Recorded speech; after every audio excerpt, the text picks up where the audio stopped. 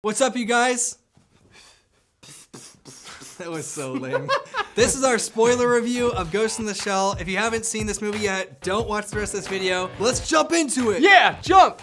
First of all, my favorite scene in this movie, Marshall. I love that scene where she's underwater. Oh, and, yeah. And That's a good Tao, one. her friend, comes and finds her. He knows exactly where she is, and they come up and they're talking on the boat. And in the background, it was so beautiful. It's really good. Seeing, man, they had that wide shot of the city. bay, and then the whole city in the background. Yeah. And then the shots of their faces with the city blurred in the background. My gosh, it was stunning and made for a great scene. The poster of this movie has tons of color on it. This movie has tons of color. Yeah. This wouldn't be my typical favorite scene in the movie, but the scene where she hires this prostitute so she can feel her face. And I was more into like the intellectual side of this movie. Okay. I like the mature themes that it portrays between soul/ghost and body and mind. And I felt like this scene really captured and optimized on that theme of the movie, that there's a struggle in this world between how much of your body and mind can you give up until you lose some of your ghost/soul. And I really like that theme. I really like this scene for capturing that. Yeah. You know what I really liked about the whole Ghost in the Shell thing was like she was indestructible. Like that was such a genius idea. As long as the brain is good, you're good. good. And she doesn't feel anything. Like she doesn't feel pain. Yeah, so, that we know of. I don't think so. Yeah, no, she said because she didn't feel, and that's why she kind of went to that prostitute to, ask her what that feels like. And she's asking her, like, what does that feel like? So, like, you could literally just go into battle, man. Guns blazing. Guns blazing, and that's what she Pistol does. sideways. You got optics that aim for you. You don't need to aim. One thing I really wanted to make sure to talk about was the scene where she meets her mom.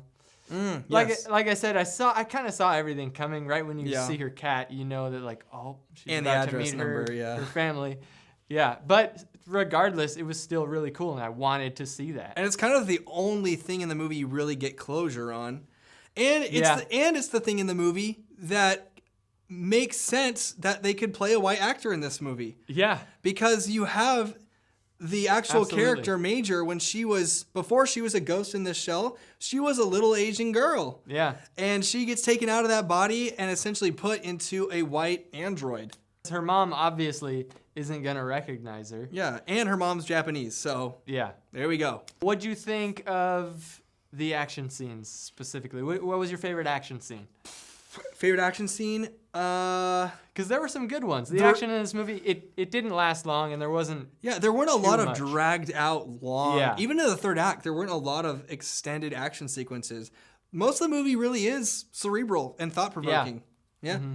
But my favorite action scene was the recreation of the garbage truck driver running out into the open water in front of the city where you have this huge wide shot, and shot for shot it's the same, where he pulls his Uzi around and goes like, and you see the water flail, and she's camo, she's sneaking around, and you can't see where she's going. See, like just like that. Yeah. She's obviously super strong. She's cybernetically enhanced, and she's breaking his wrist, and he's trying to come at her with a knife, and she just kicks his booty. You know what was really cool in this movie was the glitchiness when you could tell they were like a hologram or whatever, and when they went invisible. Yeah. Like, didn't it kind of remind you of Halo? Yeah, actually, it did look like Halo. Active camouflage activated. But I like the last action scene too. With the spider tank. That thing was awesome. Made by Honka Laboratories? Honka Industries? I think it's Laboratories. Something. It's Honka Laboratories.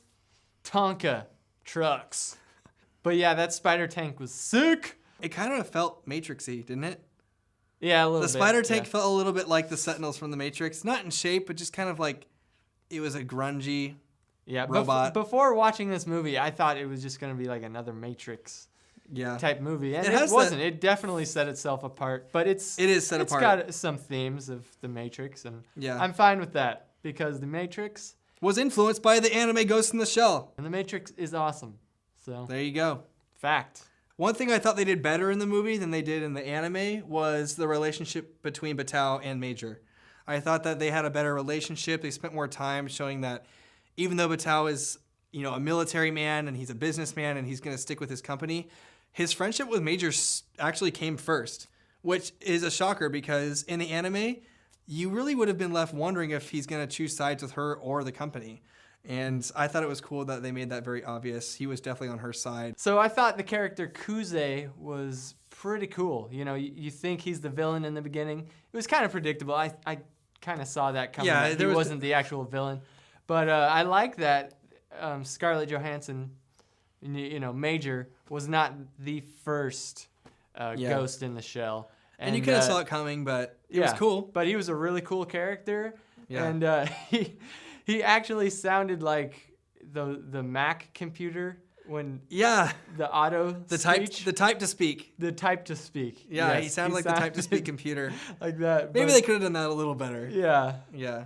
But he looked really cool, and I liked the way he moved around and how a lot of his skin had come off, so you see the robotic parts of him. Yeah, you see the successes and failures of Major in him. The things they got right for Major were also done on him, but the things they got wrong were visible with him and not on Major. Mm-hmm.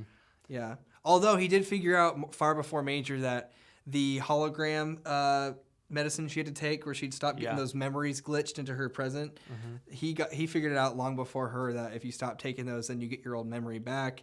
And then he's the one who tells her to stop doing that, and eventually she gets her memory back. And I mean, it wasn't a big twist, but it was cool. Yeah, and you know what? They set up a lot of cool things in the beginning. Just with her memory, you're like, oh, what's going on with these glitches that she's having? And then the character of Kuze, when you find out what he's all about with that afterlife. Yeah.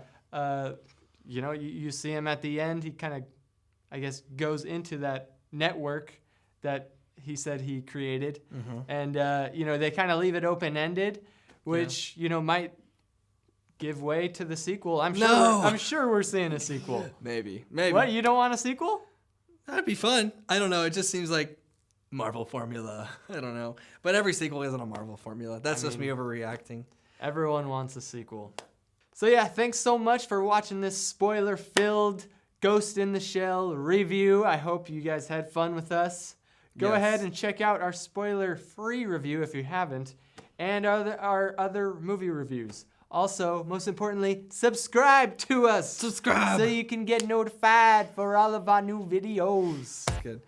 And leave a comment, okay? Yeah, talk to us. We want to generate a community. Talk to us. We want to know what you thought. The whole point of us doing this is so we can talk with you guys. Yeah, we're not just talking to some camera. We are, so that we can, though. It's really hot under these softboxes. It's true. We'll see you later, guys. Have a great day, night, morning.